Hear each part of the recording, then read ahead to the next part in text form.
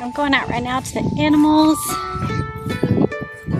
Gonna try to give every set of animals some sort of treat. Gets trickier the more. Gotta remember the dog, the chicks, and then make sure that the pigs don't just get all the scraps and the chickens are left with nothing, because our chickens used to get all the scraps before we added all these. I'm gonna toss a tortilla over for Jacob because he really likes that. Maybe some eggs too. Alright, look at all the other animals. They're like, why don't we get anything? I'm coming. I don't yet see Buttercup and her babies. I see 4 of my little chicks, and I am fairly convinced that these 4 must be roosters because they're growing super fast and they're not scared of being out with the flock. So I think these few must be roosters. Oh, there's 5 of them actually. There's another one out in the field. Hello. Hello. So I don't know where Buttercup is, but the chicks are kind of just, making their way through this tall grass. Hi there, piggies. You guys could have this bucket. Yeah.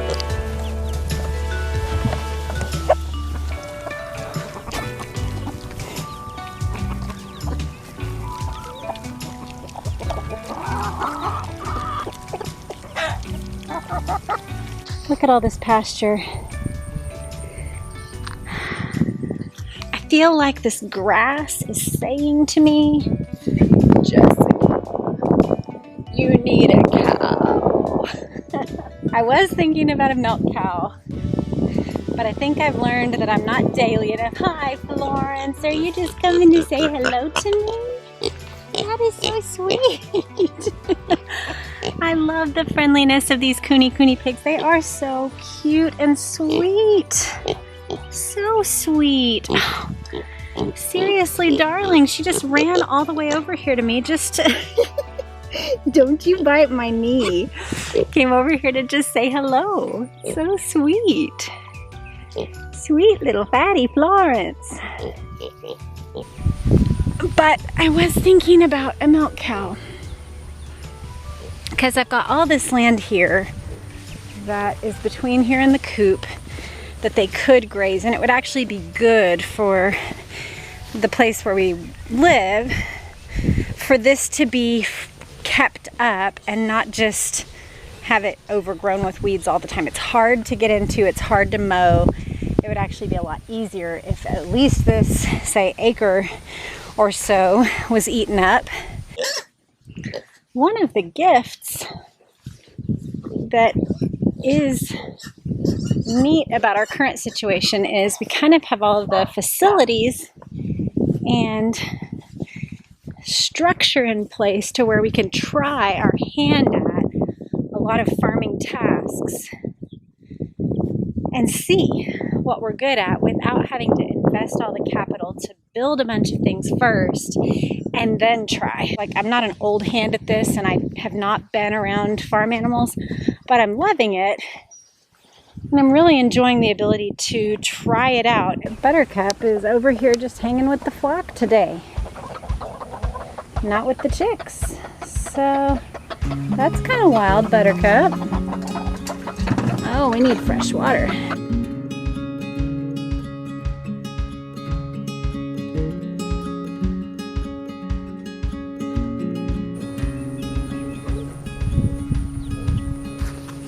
Seems like we have a good set of relationships going on here in the barnyard. I've seen the roosters peck at the pigs, and I've seen a few of the hens peck at some of the chicks, but in general, here's Buttercup back with her babies now. That's good to see. Hi, Buttercup. Sweet girl. In general, it seems like everybody's kind of found their way to live happily with each other, so that's good. I was a little concerned that either the pigs would maybe step on and crush the chicks, or that the roosters might not warm up to the chicks as something they should protect, but as like a little annoyance or something, and it seems like so far they're doing okay. I'm gonna have to watch it once the little ones start, especially if they're boys, if they start acting like roosters, being really macho. I don't know, it might be a kinder thing to slaughter and eat them than to subject them to the torture they would receive at the hands of the larger roosters. We'll see. I'm considering saving some of my roosters to use to replace our rooster that we lost. We'll see how that goes. It could work out 2 and 2 if the two have the right personality to not get themselves killed by the current roosters. Right now, something funny. I've got my pockets full of eggs. I think I have about 30 eggs in my coat pocket. I don't know if it's even obvious, but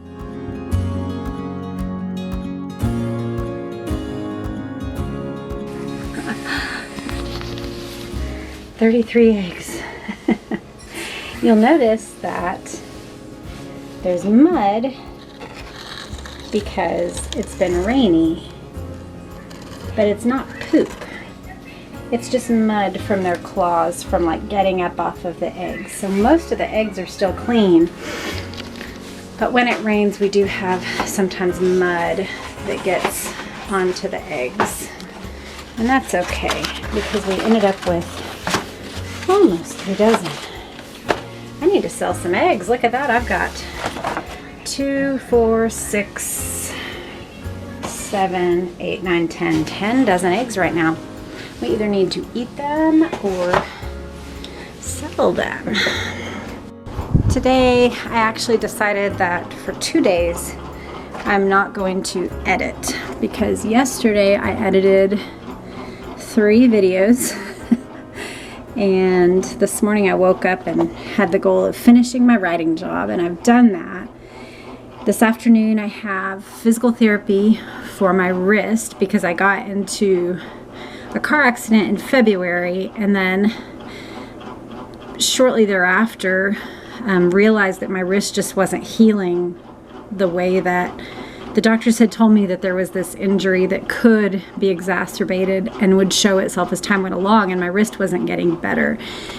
So, but then COVID hit, and so I finally, about a month ago, got to the doctor, and 2 weeks ago got x-rays that showed that basically there's not any further official injury, and the physical therapist was able to figure out that some of the ligaments and tissues and tendons, and there's this kind of part of the bone that was really stiff. It had apparently gotten knocked and then maybe healed back into a less flexible position. So I've been going to the physical therapist, and it's been wonderful. So I used to avoid farm tasks with my left hand, and so now I am able to do them. So, but today I have my physical therapist, and I'm just going to hang out with the kids and do normal things. Hey baby, what's up? Sal said you wanted me. I don't think so for any particular thing. I would like for you to wash your hands and unload the dishes as much as you can, so that when he gets back, he can wash his hands and load. Okay, so then once I'm done doing that, can I go back to the canteen and help him? Yeah. Last week I had my first physical therapy appointment for my wrist, and I've already seen massive improvement just in 1 week. But one thing that stuck out to me after last week was the way that the physical therapist took a really good amount of time at the very beginning of our first appointment, just basically probing, finding where the problem was and trying to like isolate the location of where the pain was, and trying to make sure that there weren't like that any secondary causes were actually just related back to that first. And he wanted to, you know, he had all his information about technical injury, but also he was making sure just where is the pain actually coming from.